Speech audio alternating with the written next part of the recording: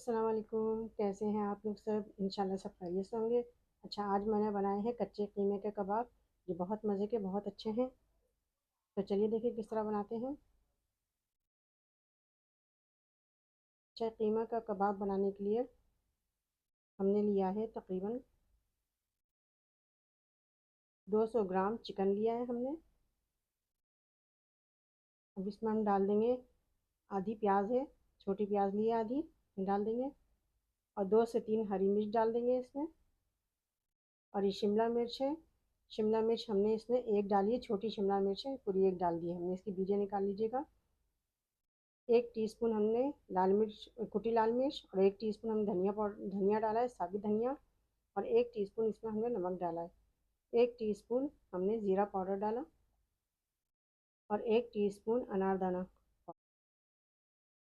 दाना या आमचूर पाउडर जो कह रहे हैं आप वो डालें। और 1 टीस्पून गरम मसाला डाला है। अब इसमें हम बेसन डाल देंगे 2 टेबल स्पून। ये भुना हुआ बेसन है, टेबल स्पून डालना है 2 टेबल स्पून। अच्छा, सारी चीज़ हमने पीस ली। ये देखें, कीमा अच्छी तरह पिसा गया सारी चीज़ों के साथ। अब इसमें हम मज़ीद थोड़ा सा और नमक डाल देंगे। हमें कम नमक लग रहा था, 1/2 टीस्पून डालेंगे नमक। अब आप देख लीजिएगा अपने हिसाब से। और इसमें हम डाल देंगे थोड़ा सा तेल, कुकिंग ऑयल। और सब चीज़ों को हम मिक्स करके इसे हम कबाब का शेप दे लेंगे। अच्छा, कबाब आप जिस शेप का भी चाहें आप बना सकते हैं, और जिस साइज़ का चाहें बना सकते हैं, छोटे बड़े जो बनाना चाहें आप इसे बना लें। बहुत अच्छे से ये कबाब तैयार होंगे, कच्चे कीमे कबाब। आप इसे पराठे के साथ खाइएगा। ये देखिए, मैंने इसे बना लिया है। मैंने दरमियाने साइज़ का कबाब बनाया है। सारे कबाब मैं इस तरह बना लूँगी। देखिए, मैंने सारे कबाब बना लिए हैं। अब हम इसे फ्राई करते हैं। हमने तेल को मीडियम फ्लेम पे गरम किया है, और मीडियम फ्लेम पे ही हम इसे फ्राई करेंगे। तकरीबन 5 से 6 मिनट हम इसे फ्राई करेंगे।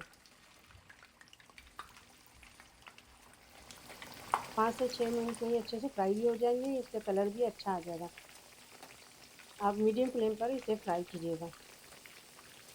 ये देखिए, पलट के भी कितना अच्छा सा रंग आ रहा है। देखिए, सारे कबाब फ्राई हो चुके हैं। अब हम इसे डिश आउट करते हैं। बहुत अच्छे से गोल्डन कलर के ये कबाब तैयार हो चुके हैं।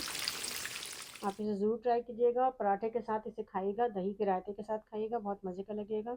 आप मुझे अपना कमेंट में बताइएगा कि मेरी रेसिपी आपको कैसी लगी।